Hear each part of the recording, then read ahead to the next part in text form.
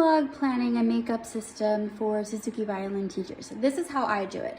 So first you have to set up your calendar for the year, and I'm just going to use this month as an example because we're in this month. So I have my calendar set up. Great.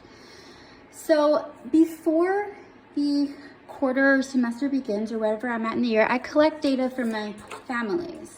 Okay, I have this sheet that I've made up, makeup availability, has their name, what season we are in, and then basically this grid. This is my teaching availability. And I've marked out when I'm taking my break, so I'm not going to have a lesson then. And what people do is they use pencil, so that I don't have to keep remaking these, and they put an X in all of the boxes for the times that they are available. And we're talking in general, right? You know, you have things that pop up, appointments, doctor's visits, that sort of thing. So in general, when they're available.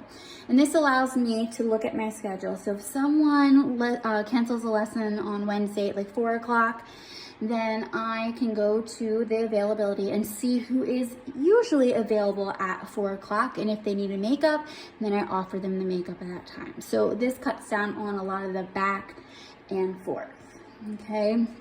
Yeah, so that's all they do is they say, oh, we're available on Monday at 4 o'clock, 4:30, and 5:30. So they'll put X's in that box, and then they will repeat. And then on the bottom, just other notes and considerations. For example, some people are only available on Thursdays at 3 o'clock every other week because of their work schedule, that sort of thing. So that we can write it down here. That way I can not bother those people on those weeks when they've already told me that they're not available. Okay, so I have that, and then I keep those in this kind of folder. I think this might be the Kokioi brand. Jeez, I'm totally butchering that. Of course, it's Japanese stationery because Japanese stationery is the best. But basically, it's a folder with plastic little insert things in here that I keep in this folder. I keep the availability and any like student registration information or contracts, that sort of thing. I've got one of those.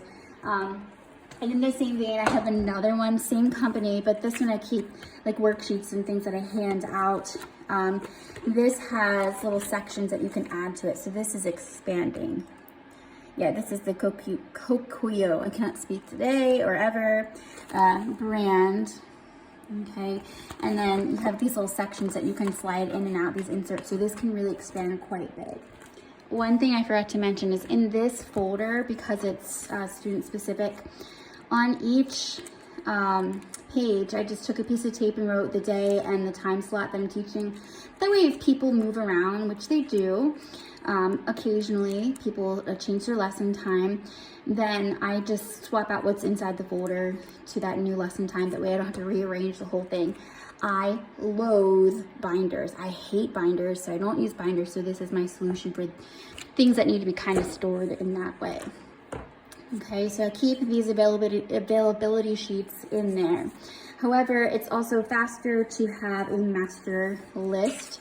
So I have a master availability list. So I take that information and make a master list. So it's just one day on the page. The slots, my teaching time slots here, I've canceled out where I need my break.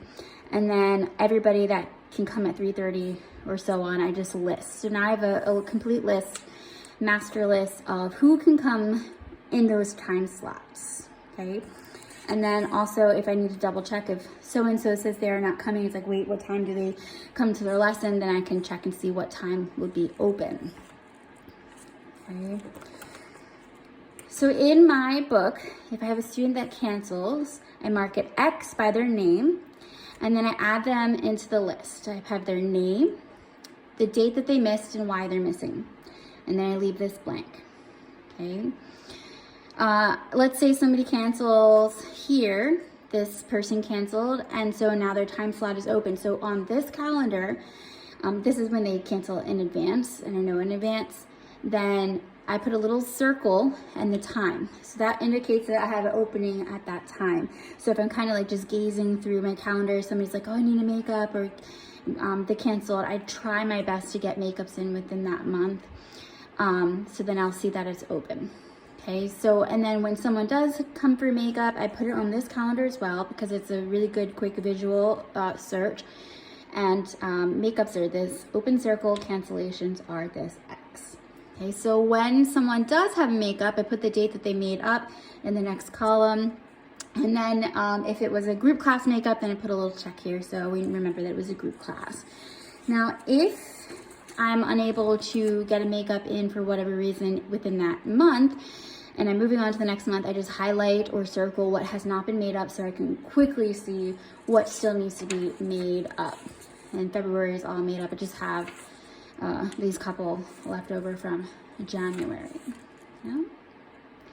And something I do is if a person misses because they're sick, I generally don't offer makeup more than like within that next week. I usually wait a week or two to schedule that makeup because sometimes these things linger, and then if they're still sick, then they'll have to cancel, and that makeup spot could have been taken by someone else. So for that reason, I usually wait a little bit longer to schedule a makeup so we're not taking up makeup spots. Okay, and you can see April's not here yet, so it's a pretty clean page.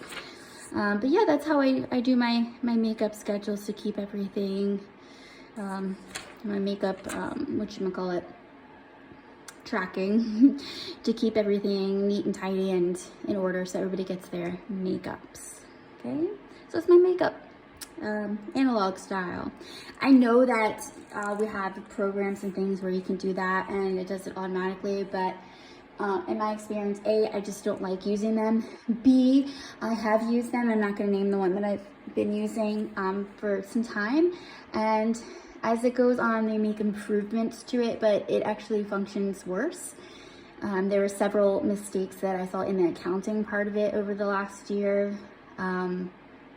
It starts sending out reminders to people for lessons that don't exist on the calendar for them, which creates confusion. It stops sending reminders to some people, so it's a big mess. So I've gone fully analog when it comes to running and managing my studio in terms of, you know, the tracking and the scheduling, that sort of thing. So yeah, I know you can do that online, but sometimes I think managing the software management takes more time than just doing it the analog way. So I'm going back to the way I did 23 years ago when I started teaching. So that's how we do makeups, analog style, if you only ever use digital as a new teacher. All right, I will catch you guys later. Bye.